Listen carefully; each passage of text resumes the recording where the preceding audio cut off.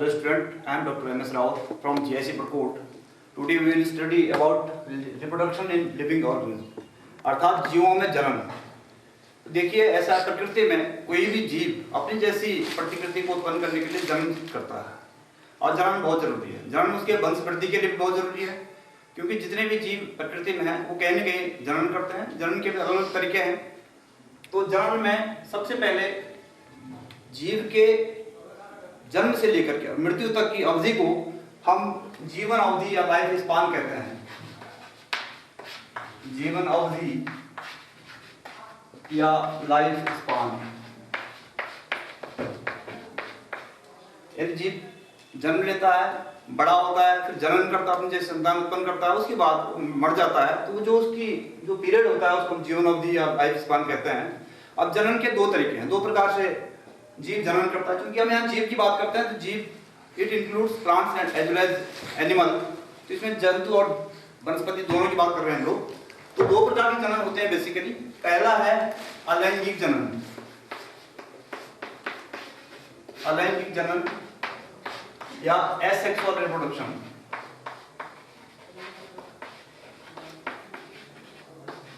Asexual reproduction. दूसरा है लैंगिक जनन। लैंगिक जनन या सेक्सुअल रिप्रोडक्शन।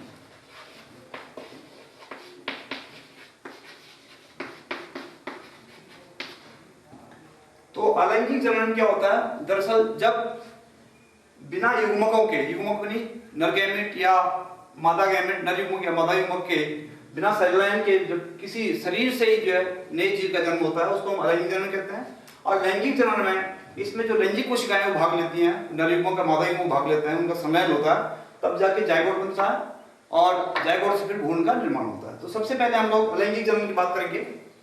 अलैंगिक जनन किस प्रकार से होता है, एसेक्सुअल रिप्रोडक्शन किस प्रकार से होता है। एसेक्सुअल रिप्रोडक्शन दरअसल पौधों में, पौधे के किसी शरीर के किसी भाग से होता है, उसके भी अलग अलग तरीके हैं।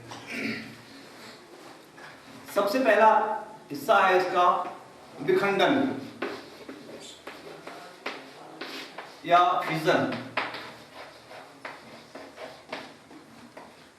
विखंडन मतलब होता है कि किसी जीव का शरीर दो या दो से अधिक भागों में टूटता है और उससे जो है प्रत्येक भाग से नए जीव का जन्म होता है। विखंडन दो प्रकार का होता है। एक होता है द्विविखंडन, जिसको हम अंग्रेजी में कहते हैं बाइनरी फिजन।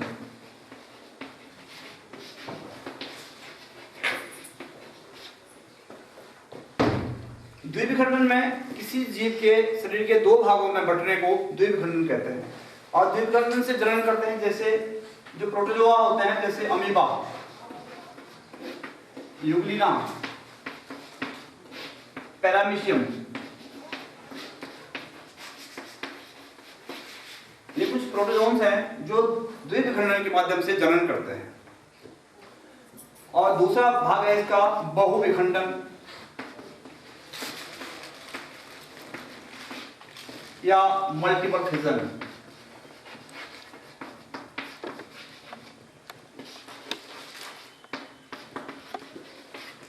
यानी जब दो या दो से अधिक भाग हो जाए किसी जीव के और प्रत्येक भाग जो है नए जीव में विकसित होता है, उसको हम कहते हैं बहुविखंडन। इसमें जैसे कुछ प्रोटोजोन्स इस प्रकार से भी करते हैं, अमीबा भी करता है, अमीबा भी बहुविखंडन के माध्यम से करता है। इसके अलावा प्लाज्मोडियम, प्लाज्मोडियम में इस प्रकार से बहुविखंडन होता है। सपोज इसकी सेल है, अंदर जो है इसके अन्य पार्ट्स इस प्रकार से वृद्धि करते हैं और फिर ये बाहर जो इसकी आउटर लेयर होती है रप्चर हो जाती है, टूट जाती है और ये जो न्यूक्लियस टाइप की ये वो जो है सारी बाहर निकल आती है। प्रत्येक जो है नए प्लाज्मोडियम में विकसित हो जाता है, नया प्लाज्मोडियम बन जाता है। तो ये तो रहा विखंडन।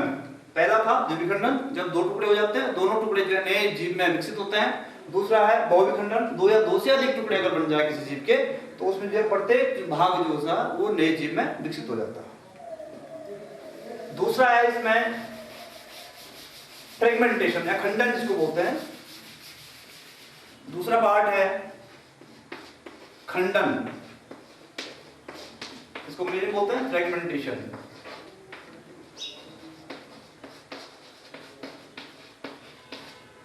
देखिए जैसे नाम से ही पता चल रहा है, खंडन, खंडन में टुकड़ों में टूट जाता है। कई बार जब कुछ जीव जो है अलग अलग टुकड़ों में टूट जाते हैं तो प्रत्येक टुकड़ा जो है नए जीव में विकसित हो जाता है। फ्रेगमेंटेशन में से जो है कुछ जीव, जैसे शैवाल की अगर हम बात करेंगे तो जैसे स्पायरोगाइरा,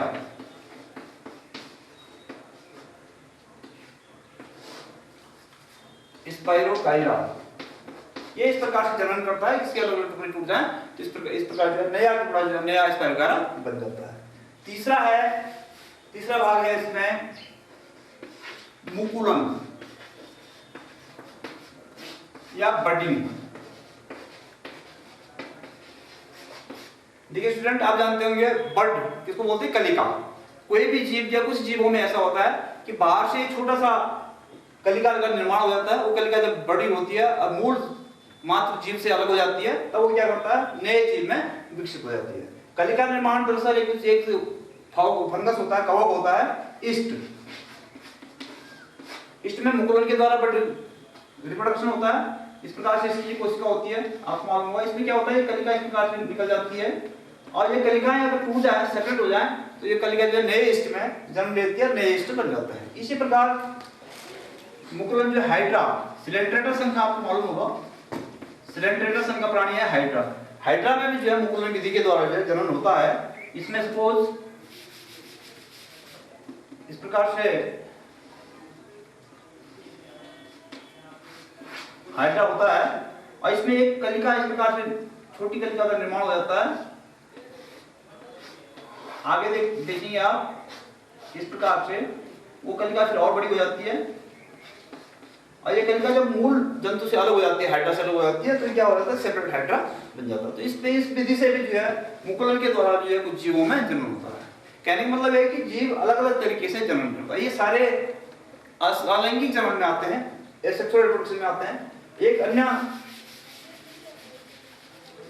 ये हो गए विखंडन, खंडन, मुकुलन। इसके अलावा चौथा पार्ट है इसका बीजाणु निर्माण। नहीं, इससे पहले मुकुलन से पहले एक और पार्ट है, मुकुलन के बाद एक और पार्ट है जिसको बोलते हैं हम लोग पुनरुद्ध भवन।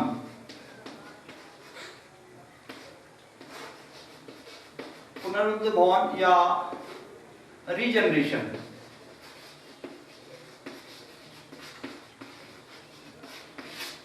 रीजनरेशन या पुनरुद्ध भवन। देखिए कुछ जीवों के जैसे प्लेनेरिया होता है या हाइड्रा होता है, इनमें भी रीजनरेशन विधि के द्वारा या पुनरुद्ध भवन विधि के द्वारा भी जनन होता है। जैसे अगर हाइड्रा को हम लोग अलग अलग टुकड़ों में काट दिया जाए, हाइड्रा को, ये हाइड्रा है सपोज, इसके अगर ये 4 टुकड़े बना दिए जाए तो चारों टुकड़े जो है नए हाइड्रा में जन्म ले लेते हैं। इसके अलावा एक और कृमि होता है प्लेनेरिया। इस प्रकार से प्लेनेरिया की भी अगर अलग अलग टुकड़े कर दिए जाए तो प्रत्येक टुकड़ा जो है नए जीव में जन्म लेता है, यानी नया जीव बन जाता है। तो ये पुनरुद्ध भवन। अगला है पांचवा बीजाणु निर्माण।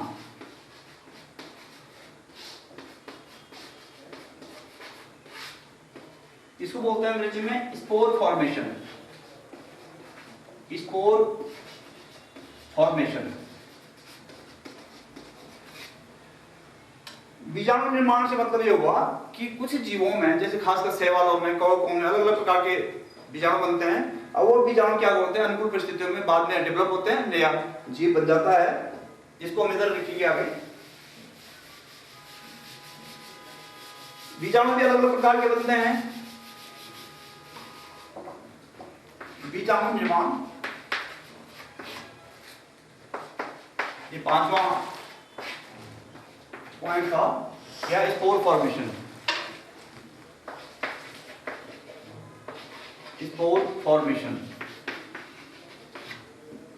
बीजाणु निर्माण में भी अलग अलग प्रकार के बीजाणु बनते हैं।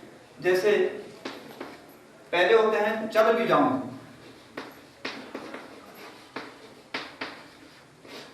चल बीजाणु या जू स्पोर। देखिए कुछ शैवालों में, जो शैवाल होते हैं, एल्गी होती हैं, शैवालों में इस विधि से भी चलन होता है। कई शैवाल हैं जैसे स्पाइरोगायरा,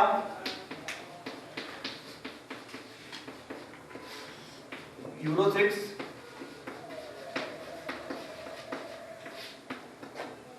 क्लेबाइडोमोनास,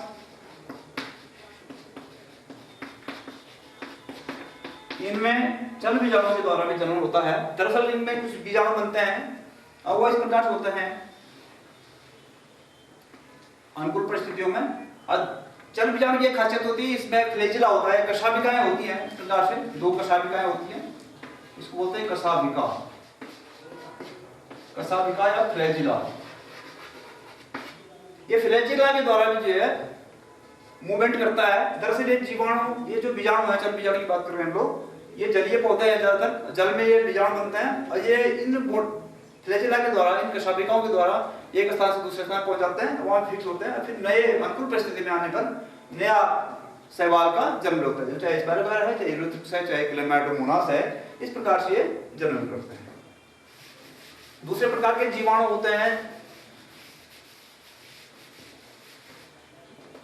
दूसरे होते हैं अचल बीजाणु, इसको बोलते हैं अंग्रेजी में एपलेनोस्पोर, एपलेनोस्पोर।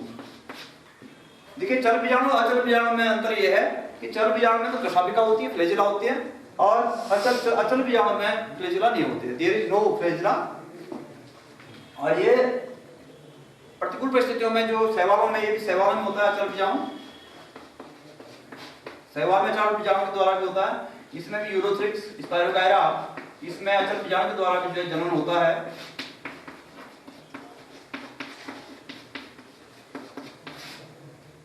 अचल बीजाणु बनते हैं और ये कुछ समय बाद जब अनुकूल परिस्थिति आ जाती है तब ये पुनः जो है नए जीव में जन्म ले लेता है।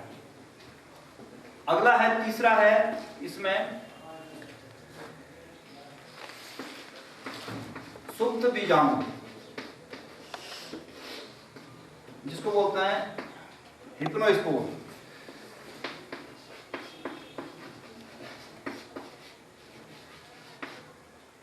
सुप्त बीजाणु भी कुछ जीवों में, जैसे क्लेडोफोरा,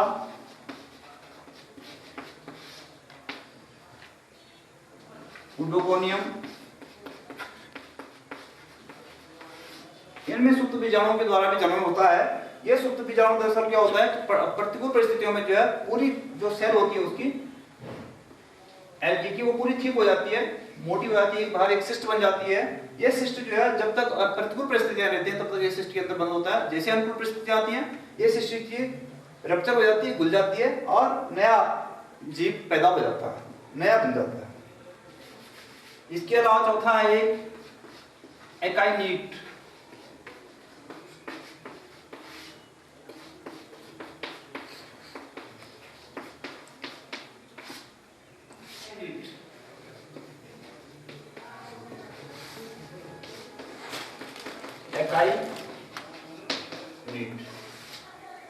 ये भी कुछ शैवालों में होता है, जैसे क्लेडोफोरा,